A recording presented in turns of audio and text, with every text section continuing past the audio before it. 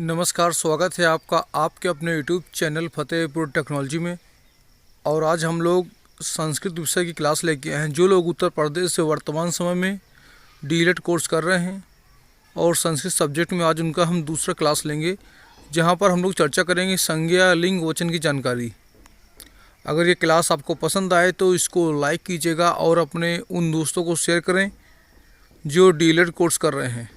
चलिए class start करते हैं।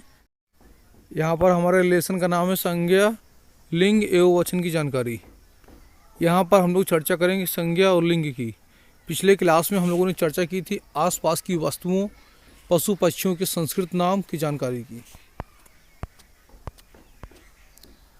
देखिए, यहाँ पर हम जानते हैं संज्ञा किसे कहते हैं। संज्ञा जिससे किसी प्राणी, वस्तु या स्थान भाव का बोध होता है, उसको संज्ञा कहा जाता है। प्राणियों में जैसे आपका हाथी, महात्मा गांधी, नरेंद्र मोदी, कोई भी आ सकता है। शेर, गाय, बकरी, काकरोच, मच्छर आदि ये सभी प्राणी आपके होते हैं। जैसे किसी इंसान की बात होती तो वह भी आपका प्राणी होता है। वस्तु जैसे कुर्सी, मेज, कंप्यूटर, मोबाइल, ये सभी आपकी वस्तु होती हैं।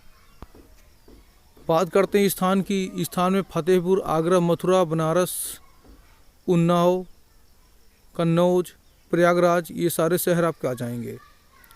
और साथ में भाव की बात करते हैं। भाव में आपका प्रेम है, घृणा है, लड़ाई, बुराई, मिठास, क्रोध, शांति, ईर्ष्या, ये सभी केवल भाव आते हैं। जैसे प्रेम का भाव होता है, घृणा का भाव होता है, लड़ाई का भाव, तो लड़ाई कोई सामान तो है नहीं, लड़ाई का भाव, बुराई का भाव होता है, मिठाई, क्रोध, शांति, ईर्ष्या इत्यादि का भाव होता है। आगे हम लोग चर्चा करते हैं संज्ञा के भेद। जैसे कि हमने आपसे बताया, व्यक्ति, वस्तु, स्थान या भाव को संज्ञा कहते हैं। तो संज्ञा यहाँ पर 3 प्रकार की है: व्यक्तिवाचक, जातिवाचक और आपकी भाववाचक संज्ञा।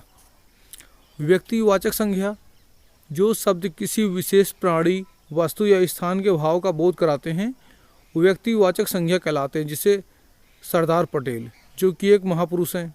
पहाड़ आपके सामने होता है, आप उसको देख सकते हैं। जेल, ये सभी आपकी व्यक्तिवाचक संज्ञा होती हैं। जातिवाचक जो शब्द किसी प्राणी, स्थान, वस्तु के जाति या समूह का बोध कराते हैं। जैसे पुरुष, गेंद, घर आदि। पुरुष में देखिए बहुत सारे पुरुष आ सकते हैं, गेंद में बहुत सारी गेंदें आ जाएंगी, घर में बहुत सारे घर आ सकते हैं। भाववाचक, आगे भाववाचक की हम लोग चर्चा करते हैं। जो शब्द किसी भाव, गुण, दोष, स्वभाव आदि का बोध कराते हैं, वे सभी आपके भाववाचक संज्ञा में आ जाएंगे। जैसे मिठास, लड़ाई, बुढ़ापा, ये सभी आपके भाववाचक होंगे जो महसूस किए जाते हैं केवल। अब आगे हम लोग चर्चा करते हैं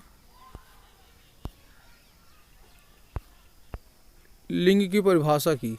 देखिए, लिंग का मतलब होता है निशान या चिन्ह, यानी एक कोई सिंबल होगा या कोई आइकॉन होगा जो पहचान के लिए होता है। और जैसे आप पहचानते हैं लड़की का लड़का है। संज्ञा के जिस रूप से किसी व्यक्ति, वस्तु या स्थान के स्त्री या पुरुषवाचक होने का बोध होता है, उसको लिंग कहते हैं। जैसे राम, रमा, मित्र, सखा आदि। यहाँ पर आप जान जाएंगे कि राम पुल्लिंग होगा, रमा स्त्रीलिंग होगी। अब देखिए, यहाँ पर लिंग बताए गए हैं आपके पुरुष वर्ग, स्त्री वर्ग। पुरुष वर्ग में क्या है? लड़का, राजा, घोड़ा, हाथी, सिंह, बकरा, दिन, भारत, गधा। जैसे भारत देश हमारा है, ये पुरुष वर्ग में आ जाएगा। स्त्री वर्ग, लड़की, रानी, घोड़ी, हथनी, सिंहनी, बकरी, रात, लंका, गधी। जैसे लंका जल गई, यानी ये स्त्रीलिंग में आ जाएगा आपका।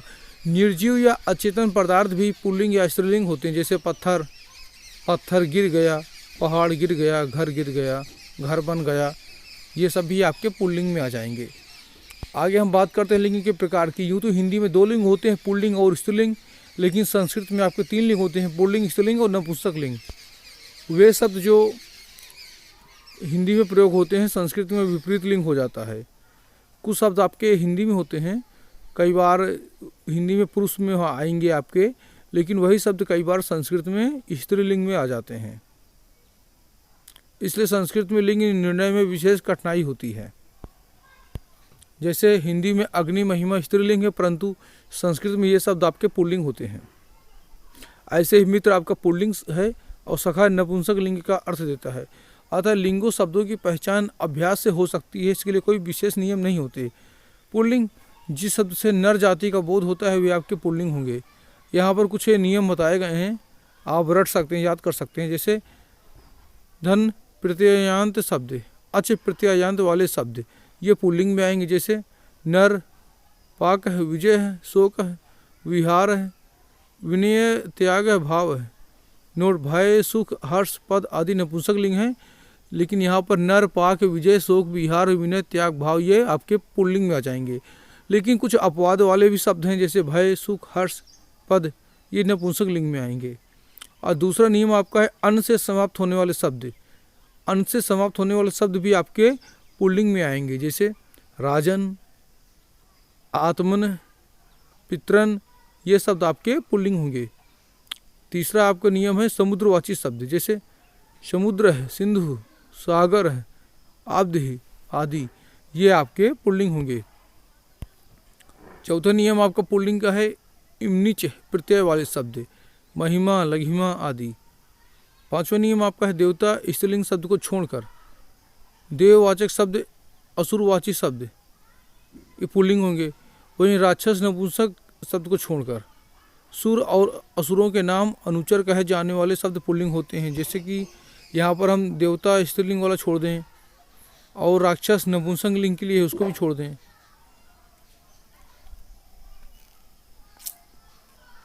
अब देखिए, जैसे देव है, विष्णु, दान है, असुर है, राम है, रावण है, अमर है, दैत्य है, बाली है आदि, ये आपके पुल्लिंग होंगे। छठवां नियम आपका अहन और दिन नपुंसक लिंग को छोड़कर बाकी समयवाचक जितने भी शब्द आपके होते हैं पुल्लिंग होते हैं। जैसे दिवस, काल है, पक्ष, मास, वर्ष, समय, ये आपके पुल्लिंग होंगे। सातवां है इकारांत आपका पुल्लिंग होगा। जैसे कवि, जिनके अंत में ई की मात्रा आती, कवि, मुनि, पति, कपि, इन सब के अंत में ई की मात्रा आ रही है तो आपके ये पुल्लिंग होंगे। आठवां है पर्वतवाची शब्द। पर्वतवाची शब्द आपके पुल्लिंग होते हैं। जैसे गृह, शैल है, आद्रि, पर्वत आदि। यज्ञवाचक शब्द अध्वर है, क्रतु, मख है आदि। वहीं मासवाचक शब्द भी आपके पुल्लिंग होंगे। चैत्र, वैशाख, ज्येष्ठ आदि। तत्सम अकारांत शब्द पुल्लिंग होंगे। जल है, पावन है, उपव, धर्म है, मन है, धन है, गगन इत्यादि आपके पुल्लिंग होंगे।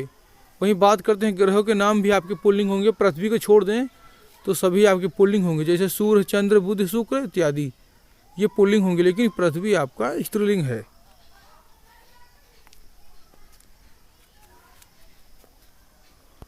अब इनके पहचान के नियम क्या हैं? स्त्रीलिंग में स्त्रीलिंग जिन शब्द से स्त्री जाति का बोध होता है वे आपके स्त्रीलिंग में आएंगे। जैसे लता, मति, यमुना, गौरी, अजय, कनिष्ठा ये आपकी स्त्रीलिंग है।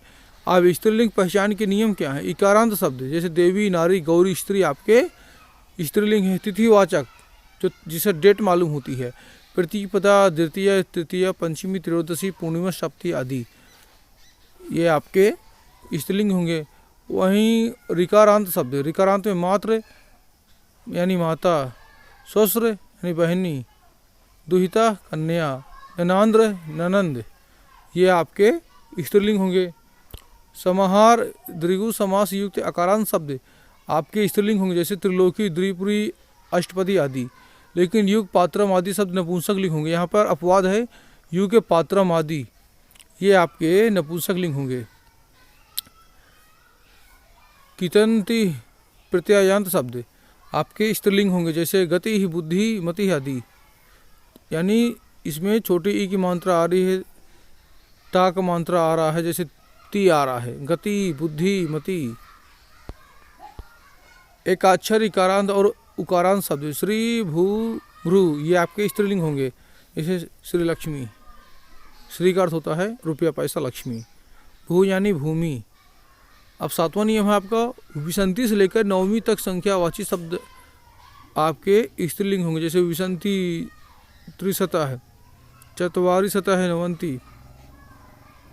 आप बात करते हैं आठवां नियम तल यानी ता, जिसके अंत में ता आता है वे प्रत्यायांत शब्द आपके स्त्रीलिंग होंगे। जैसे लघुता, सुंदरता, गुरुता आदि। टाप यानी आ और आप यानी आ प्रत्ययांत वाले शब्द जैसे लता, रमा, शोभा, विद्या, इन सब के अंत में बड़ा की मात्रा आ रही है तो ये आपकी स्त्रीलिंग होंगे। नदियों के नाम प्रायः आपकी स्त्रीलिंग होंगे, जैसे गंगा, यमुना, घाघरा, नर्मदा, कावेरी इत्यादि, जैसे नदी बहती है। झीलों के नाम, जैसे झील में पानी भरा हुआ, झील भरी हुई है, तो ये आपके स्त्रीलिंग में आएंगे, जैसे सांभर झील, डल झील इत्यादि। भाषाओं के नाम आपके स्त्रीलिंग होते हैं, जैसे हिंदी बोली जाती है, अंग्रेजी बोली जाती है, पुर्तगाली लिखी जाती है, ये सभी आपकी स्त्रीलिंग में आएगा। तत्सम इकारांत वाली संज्ञाएं जैसे रीति, नीति, शांति, भक्ति, जाति, हानि, समिति, इन सब में छोटी की मात्रा आ रही है, बड़ी की मात्रा आ रही है, इन सब में छोटी की मात्रा लास्ट में आ रही है, तो ये आपके सभी स्त्रीलिंग होंगे। लेकिन कवि, अतिथि, रवि में अपवाद है, ये आपके पुल्लिंग होंगे।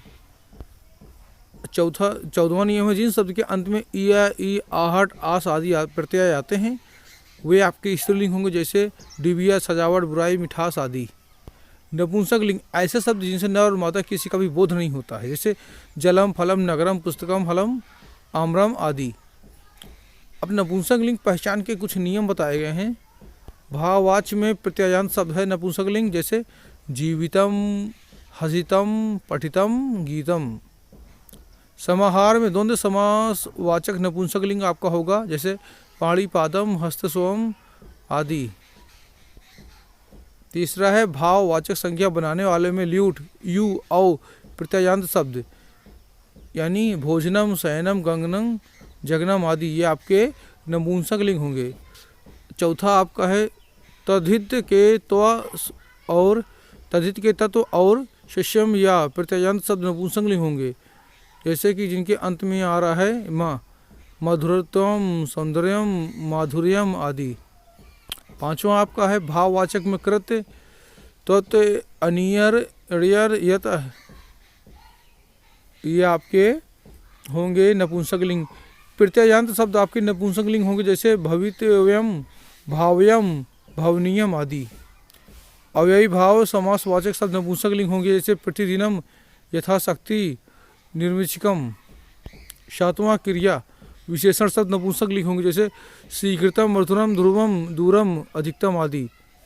आठवां अस, इस, उस, अन्न में, अंत में होने वाले शब्द प्रायः नपुंसक लिंग होते हैं, जैसे मानस, चेतस, धनुष, अहस, चर्मन, कर्मन, नामन आदि, ये सभी आपके नपुंसक लिंग होंगे।